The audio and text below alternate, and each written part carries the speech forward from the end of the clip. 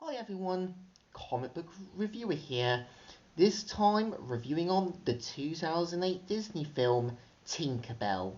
Now, as you know, Tinkerbell was a 2008 Disney fantasy film and the first installment of the Disney Fairies franchise, which obviously, is meant to feature Tinkerbell as well as the other fairies on their own sets of adventures.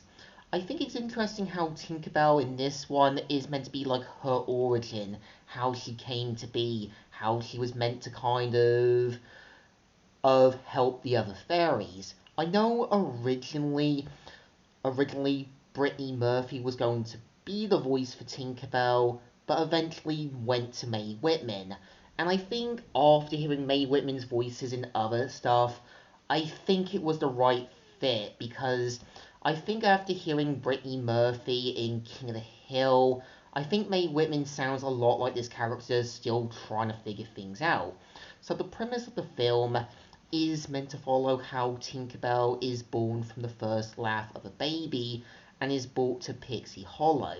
And we see how she ends up finding that she's now one of the sort of tinkers and learns about the other fairies that control the other seasons, like obviously nature, water, as well as spring and that. So it's an interesting idea showing these other fairies with different kinds of elements, abilities, and so forth.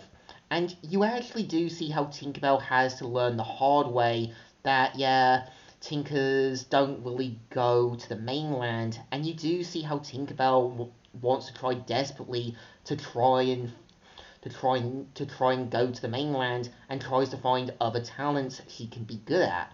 And you do see how, because of Tinkerbell's over the top curiosity, it does affect others. It's clear that her newfound friends are trying to kind of help Tinkerbell see that maybe some of her other talents might not be exactly right. And I think it does a good job pointing out how, it's alright to kind of find and try new things, but sometimes if it's not always going to work out, it's always best to try and find what you properly are meant for. And it's kind of clear Tinkerbell is meant to be a bit of a tinker, and you kind of get this sense she had that talent all along.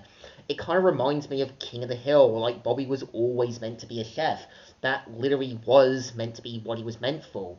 Oh yeah, it's kind of like looking at, say, I think Blitzo in Hell the Boss. I mean, despite being arrogant and stubborn, he always had that sense of putting himself in other people's shoes and trying to help them when they need to be. Or it's like looking at Optimus. Optimus was always meant to be the leader the Autobots needed. You always got this sense when Optimus had to speak, it spoke from the heart, and that's what made it work.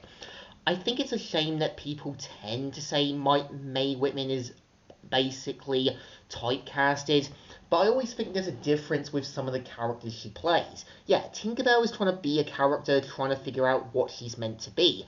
It's like looking at Katara. Katara has to be the voice of reason to Aang, while still trying to kind of glimpse of coming out of the Water Tribe.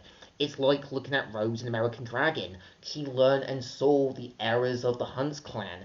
It's like looking at Amity in the Owl House. Like she had to see the consequences of how basically her mum's corruption made her into something far worse.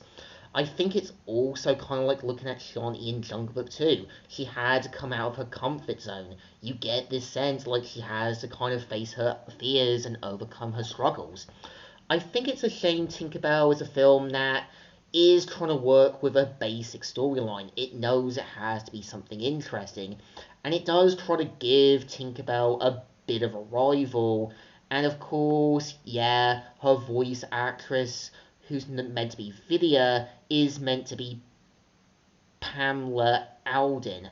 So I think works in a way because one, he's meant to be a bit of a foil to Tinkerbell. Like Mae Whitman can play a character trying to figure things out. I think Pamela Alden is trying to play this character who's a bit snarky, arrogant, and a little more of this foil to Tinkerbell, trying to be better than everyone else. I think it's one of those stories that is going to be basic, it's going to be aimed for literate girls, but I think it still deserves a thumbs up. Still good, and still enjoyable. So, comic book reviewer here, signing out.